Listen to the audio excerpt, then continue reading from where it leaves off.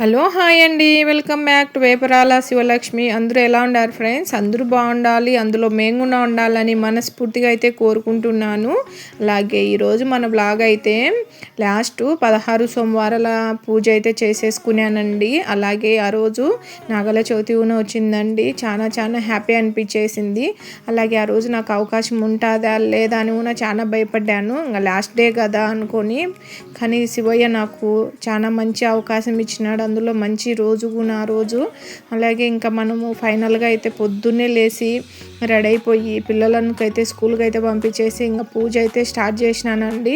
ఈ వారం అయితే కొంచెం లేటుగా స్టార్ట్ చేసినానండి పూజ.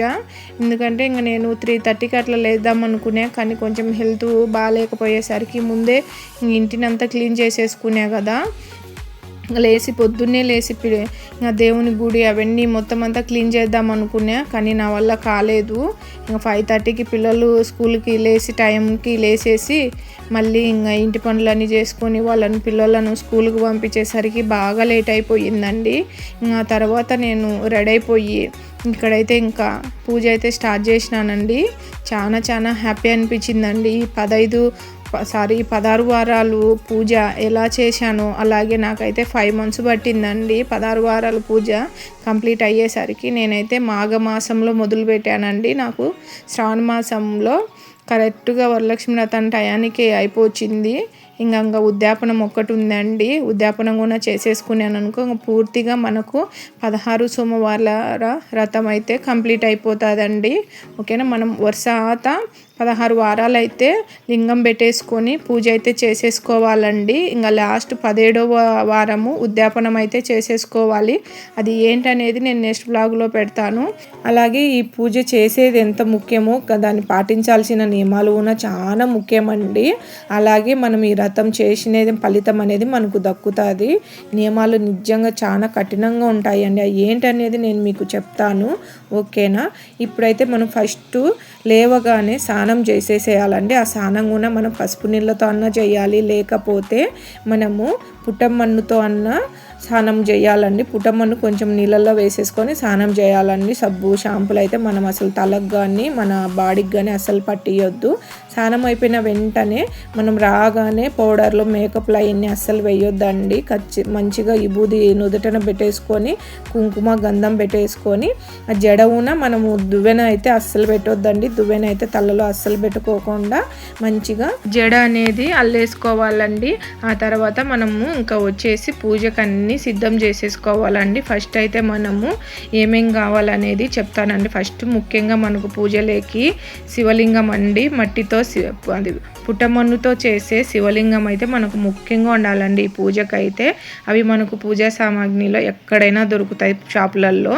మీరు పుట్టమన్ని అడిగితే ఇస్తారు వాళ్ళు. మంచిగా మనకు తెచ్చుకొని మనం పుట్టమన్నంతో శివలింగం అయితే తయారు చేసుకోవాలి. ఆ తర్వాత బిల్వపత్రాలు ఉండాలండి ఖచ్చితంగా. ఆ తర్వాత తెల్ల అక్షింతలు తెల్ల పూలన్నా ఉండాలి. తెల్ల అక్షింతలు ఎలా చేసుకోవాలంటే మనం కొంచెం బియ్యంలో విభూది వేసేసుకొని కొంచెం అంత నెయ్యి వేసేసుకుంటే మనకు తెల్ల అక్షింతలు అయితే రెడీ అయిపోతాయండి. కలిపేసినామనుకో అవన్నీ. ఆ తర్వాత ఇంకొకటి రోజంతా ఉపవాసం ఉండాలండి. మనము ఒకవేళ ఉండలేని వాళ్ళైతే ఖచ్చితంగా పాలు పండ్ల వరకే తీసుకోవాలి. ఉప్పును తినడం కానీ ఆ రోజు ఏమన్నా తాకడం కానీ మనం అస్సలు చెయ్యొద్దు. ఉప్పును మాత్రం ఇదైతే చాలా జాగ్రత్త అండి. ఒకవేళ మేము ఇంట్లో ఒక్కరమే ఉన్నాము అలాగైనప్పుడు మనం ఏం చేయలేమండి. ఇంకా అంతా శివయ్య దయ మీద వేసేసుకొని పూజ అయితే చేసేసుకోవాలండి. ఆ తర్వాత ఇంకా సాయంత్రం వరకు మేము ఉండలేము అక్క అంటే పాలు పండ్లు తీసేసుకోవచ్చు. సాయంత్రము మళ్ళీ పూజ చేసేసుకొని కొంచెం లైట్గా ఉప్పు లేని టిఫిన్ కానీ ఏమన్నా మీ ఇంట్లో మీరు చేసుకోవడం కానీ ఏమైనా అయితే తినొచ్చండి. టిఫిన్ అయితే నైట్ కూడా ఉండలేమనే వాళ్ళు అయితే నేనైతే అలానే ఉండానండి. పగులంతా ఉండి నైట్ అయితే పూజ చేసేసుకొని కలశాన్ని శివలింగాన్ని ఆ శివయ్య పటాన్ని మొత్తం అంతా పీఠాన్ని కదుపుకొని నేను ఈ సాయంత్రం పూట టిఫిన్ చేసేదాన్ని లైట్గా. అలానే మీరు కూడా పాటించవచ్చు. ఓకేనా. అలాగే మనకు ముఖ్యంగా ఈ పూజలో చేయవలసిన ప్రసాదం అండి. ప్రసాదం కూడా మనకేం ఇబ్బంది ఉండదు, సింపుల్గా చేసేసుకోవచ్చు. గోధుమ పిండితో చలువ పిండి అనేది చేసుకోవాలండి. గోధుమ పిండి, బెల్లము, నెయ్యి, తేనె ఇవన్నీ వేసేసి చలువ పిండి అయితే చేసుకుంటారండి. అలాగే అభిషేకానికి మనం కావాల్సిన కిట్ అనేది మన కిరాణా షాపులలో కానీ అలాగే పూజ సామాగ్రిలో అయినా అడిగినా కానీ ఇస్తారంట. అక్కడ మనకి అభిషేకం కిట్టు తెచ్చుకున్నామనుకో మనకు అభిషేకానికి కూడా ఇబ్బంది ఉండదు. అన్నీ మనము తెచ్చుకొని అన్నీ నీట్గా శివలింగం అన్నీ పెట్టేసుకొని మనం పూజ అయితే చేసుకోవచ్చు మంచిగా ఇంట్లో. అలాగే ఇంకా ఒకటి, మనము పూజ ఎప్పుడు మొదలు పెడతామో కరెక్ట్గా ఒక 2 వారాలు అయితే వరుసత రావాలండి. గ్యాప్ వచ్చిందనుకో ఇంకా ఆ వారం వదిలేసి మళ్ళీ నెక్స్ట్ వారం నుంచి ఎన్ని వారాలు వచ్చినాయి అనేది చూసుకొని అలా మనకి ఎన్ని నెలలు వచ్చాయి, ఎన్ని వారాలు కరెక్ట్గా 16 వారాలు అయినాయా లేదా అనేది ఆ శివలింగాలను పెట్టుకొని మనం పూజ అయితే కంప్లీట్ చేసేసుకోవాలండి. ఆ తర్వాత 17వ వారము మొత్తం శివలింగాలన్నీ మనం ఒక చోట పెట్టేసి ఉద్యాపనం చేసేసి మీరు ఎక్కడ ముక్కున్నారో అక్కడ తీసుకెళ్ళి నిమజ్జనం అయితే చేయాలండి. ఆ 17వ వారం కూడా మనము కొన్ని పాటించాలండి. మీరు ఫస్ట్ నుంచి తాంబూలం ఎవరికి ఇయ్యనట్టయితే మనం 17వ వారం ఉద్యాపనం చేసే రోజు అందరినీ పిలిపించి 16 మందిని ముత్తైదులను పిలిచి అన్నదానం చేసి వాళ్ళకు తాంబూలం ఇచ్చి మంచిగా సంతోషంగా వాళ్ళను శివపార్వతుల్లాగా కొలిసి చూసుకోవాలండి. ఇంకొకటండి, మనము అలా ఇంకా అన్నీ అయిపోయినాక ఉద్యాపనం గుణంగా సాయంత్రం పూజ అయిపోయిన తర్వాత బ్రహ్మచార్యం అనేది పాటించాలండి. ముందు రోజు మనం పూజ చేసే ముందు కానీ అలాగే పూజ అయిపోయిన రోజు సాయంత్రం కానీ మనం బ్రహ్మచార్యం పాటించి సపరేట్గా కింద నేలపైన సాపేసేసుకొని పండుకోవాలండి. ఇలా కొన్ని అన్నీ మంచిగా మనము పూజ విషయంలో అన్నీ పాటించి ఈ 16 సోమవారాల వ్రతం అయితే కంప్లీట్ చేసేసుకోవాలండి.